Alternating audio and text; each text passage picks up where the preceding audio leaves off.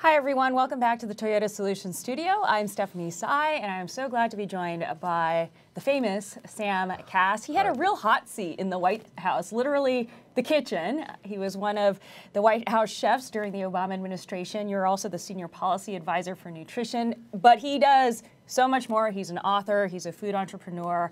And I guess a lot of people, Sam, would ask, what is a chef doing at Women in the World? Well, God, I mean, women are the world, right? Women run the world. Yes. Yeah, we do. You know, being a veteran of the First Lady's office, Michelle Obama's office, I know the power of women and the fact that really women should be running everything. So I said that often, I'll keep saying Good man, good man. I believe that. You've won all of our hearts already. Seriously, though, you've actually been really involved in issues beyond food and that really branch into social justice, into public health, and into all of that. What are you occupying your days with these days? Well, I would say those actually aren't issues that go beyond food. Those are issues that are embedded in food. And what we're eating, how we produce it, who has access to it, who can afford it. Those are all issues that are deeply embedded in the food that we're eating every day and the decisions we're making as a country about what we value. So, you know, food's driving climate change. It's the #1 cause of preventable death and disease. So if we want to solve some of these big problems we're facing, we got to address what we're eating.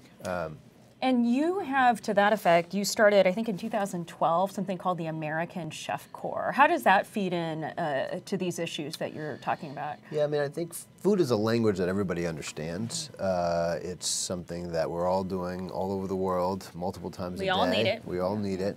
Everybody's trying to feed their kids nutritious food. The American Chef Corps, we started in partnership with the State Department. Really, the State Department actually led it. Our dear friend Capricia Marshall, another powerful, badass woman, started it. She was head of protocol at the State Department. She's amazing. And the idea was really using chefs and the power of food to tell a story and to help engage in diplomacy efforts. Where did that all go? It went all over the world. Is it still happening? Yep, actually it is. That's terrific. Yeah.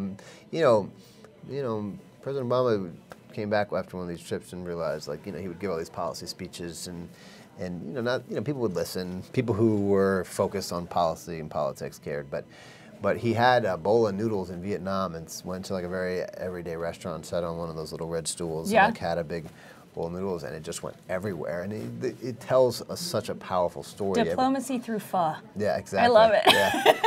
Yeah. And so it's just a way to help communicate, you know, respect. Food is understanding, universal. Yeah, and it's so that's what that was all about. Okay, and you wrote a book recently as well. It comes out on April 17th. What is the focus of that? The title is Eat a Little Better. It's all about simple steps that people can take to help improve their health and the environmental health of the planet. You know, so much of the humanitarian work that the women here do is based really on basic essentials like clean water, and it leading to cattle and food production. So it really is relevant. Yep. The other topic that comes up when you talk about the restaurant industry is how top-tier chefs tend to be men. Yep. Why is that, you think? Why is it any other part of society? I don't have a good answer for you, except for, you know, there just haven't been doors that have been open to women like they should be, and there hasn't been a culture that facilitated and encouraged young women to pursue those sort of fields. I think that's starting to change, but we got a long, long way to go. Is it like every other field? There are a couple chefs that have been caught up in sort of the Me Too controversies and have been brought down. Is there more misogyny, would you say, in a professional kitchen than in other places? I mean, I don't know. I would probably guess it's actually even more. You know, kitchens and restaurants are a culture of like, it's kind of a bit of a rock and roll culture. You know, you work late. There's a lot of alcohol around. You get off at 2 o'clock. What else are you gonna do? Right. So, and you're also just like in the trenches, and so there's sort of a kind of an informality of most restaurants and most kitchens that I think kind of foster that. It's totally unacceptable. But I think, so I don't know. It's hard for me to say. Is it more? Is it less? It's really bad. That's what I know. Do you think it's changing as a result? I think it's starting to change. I mean, I think the conversation is good. I think people are scared, so that's always good.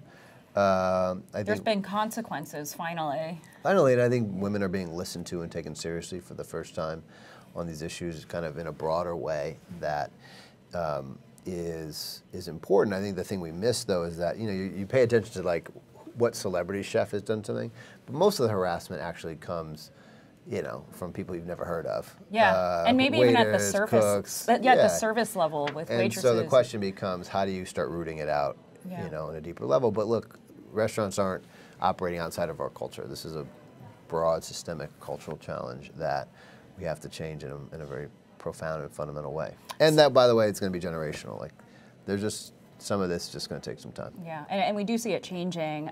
So what's next for you? What's next for me? Well, I'm doing a bunch of investing around health and sustainability in food. I do some strategy work. This book's coming out in a couple days, which is exciting.